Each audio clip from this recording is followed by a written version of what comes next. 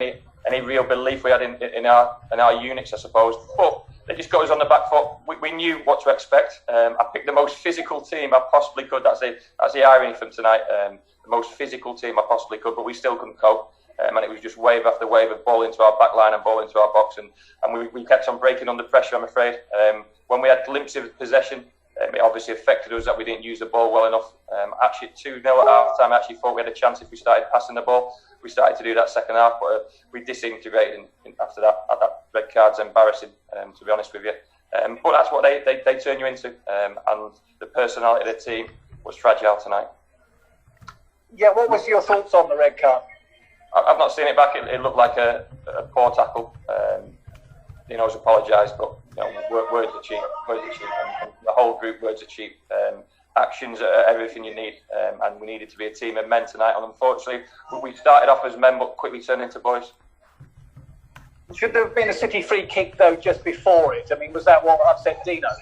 Oh, ifs and buts. The referee's got a job to do. If he didn't see a free kick, he didn't see a free kick. I can't have any qualms in terms of that. And then it's a poor tackle, what looked like a poor tackle from one of our players.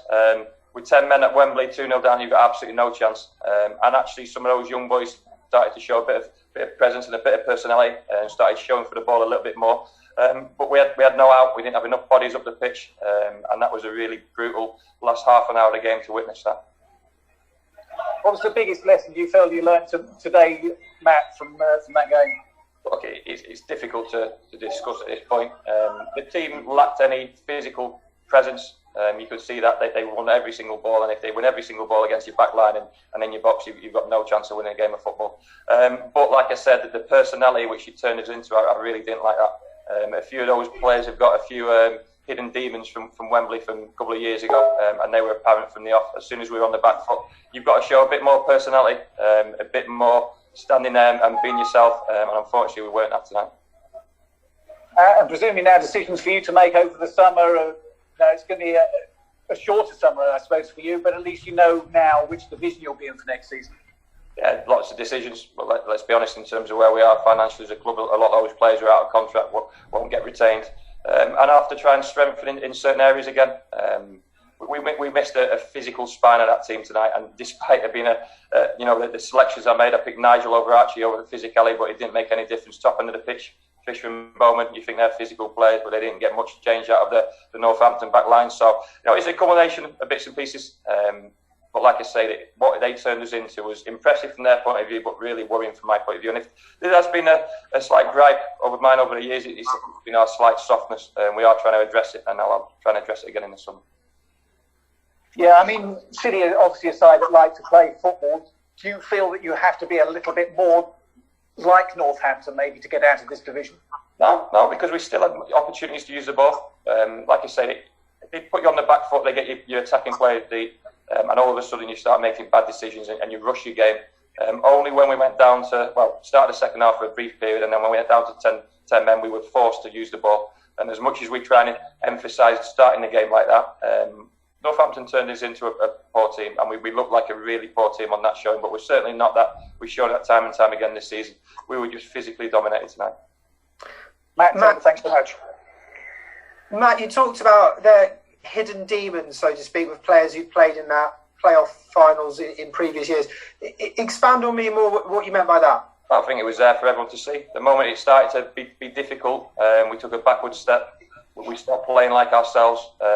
Like I said, personality is a word in football and character, and we were really lacking after the first 5 minutes tonight. You could see it was going to be difficult. We knew it was going to be difficult. Anyone who's watched Northampton this season and in the semi-finals knew exactly what was coming, but we just let it affect us too much, and we got onto the referee. It wasn't his fault. We got onto ourselves. It wasn't an individual thing. It was very much a collective inability to deal with direct play. It certainly wasn't rocket science, and that is no disrespect to Northampton. If I was prepping a team to play against Exeter, I'd do exactly the same.